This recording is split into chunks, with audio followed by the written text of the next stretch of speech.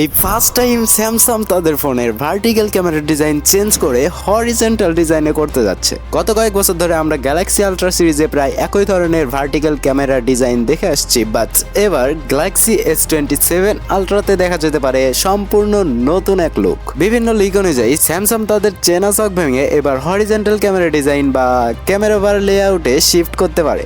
শুধু ডিজাইনই নয়, কালার অপশন এবং ভেতরের হার্ডওয়্যারও থাকছে মাথা নষ্ট করা সব আপগ্রেড। অ্যাপেল যেরকম আইফোন সিরিজে হঠাৎ করে তাদের ক্যামেরা ডিজাইন এবং কালার চেঞ্জ করে ফেলেছে, ঠিক একই কাজ স্যামসাংও করতে যাচ্ছে।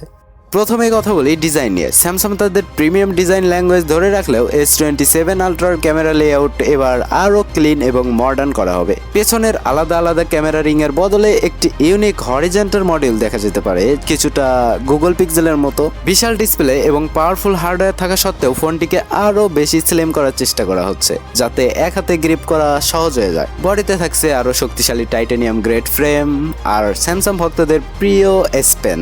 S27 আলট্রাতে থাকতে পারে একটি বিশাল 6.9 ইঞ্চির ডাইনামিক AMOLED 2X ডিসপ্লে, যেখানে 120 হার্জ রিফ্রেশ রেট আর পিক ব্রাইটনেস তো আছেই। তবে এবারে সবচেয়ে আকর্ষণীয় ফিচার হতে পারে প্রাইভেসি ডিসপ্লে। এই ফিচারের কারণে পাশের কোনো মানুষ সহজে আপনার স্ক্রিনের কন্টেন্ট দেখতে পারবে না। যারা পাবলিক প্লেসে ফোন ব্যবহার করেন তাদের জন্য এটা একটি বেস্ট ফিচার হতে পারে। পারফরমেন্সের দিক থেকে এবং কিছু লিক অনুযায়ী এতে ব্যবহার করা হতে পারে একদম লেটেস্ট 2 ন্যানোমিটার আর্কিটেকচারের তৈরি Snapdragon 8 Elite Gen 6 chipset.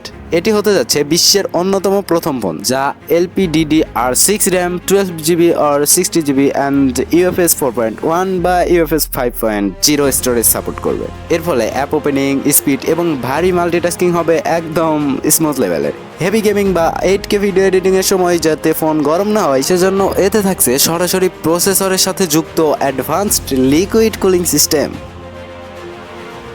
Samsung ultra series মানেই ক্যামেরার রাজা, তবে S27 আলট্রাতে একটা বড় পরিবর্তন বা বিতর্কিত সিদ্ধান্ত আসতে পারে। লিক অনুযায়ী স্যামসাং তাদের চিরচেনা 10 মেগাপিক্সেলের 3x টেলিফটো লেন্সটি সম্পূর্ণ বাদ দিয়ে একটিমাত্র শক্তিশালী 15 মেগাপিক্সেলের প্যারিস্কোপ 5x অপটিক্যাল লেন্স রাখতে পারে। আর 3x জুমের কাজটি মেইন সেন্সরের ডিজিটাল ক্রপ দিয়ে করা হবে। S27 আলট্রাতে ব্যাটারি ক্যাপাসিটি উল্লেখযোগ্যভাবে বাড়তে যাচ্ছে। নতুন প্রযুক্তি সিলিকন কার্বন ব্যাটারির কারণে ফোনের সাইজ বা থিকনেস না বাড়িয়েই এতে 6000 mAh বা তার চেয়েও বড় ব্যাটারি দেওয়া হতে পারে। যথারীতি স্যামসাং এতে দীর্ঘ 7 ইয়ার্স বা তার চেয়েও বেশি সময় সফটওয়্যার এবং সিকিউরিটি আপডেটের নিশ্চয়তা দিতে পারে। তো ভাই, এই ছিল স্যামসাং গ্যালাক্সি S27 নিয়ে কিছু তথ্য। তবে ভাই, এগুলো সবই কিছু লিক এবং রিমারের উপর ভিত্তি করে তৈরি করা। ফাইনাল স্পেসিফিকেশন জানতে আমাদের স্যামসাং এর অফিসিয়াল অ্যানাউন্সমেন্ট পর্যন্ত অপেক্ষা করতে হবে। তো গাইস, এই ছিল আজকের বোরিং ভিডিও।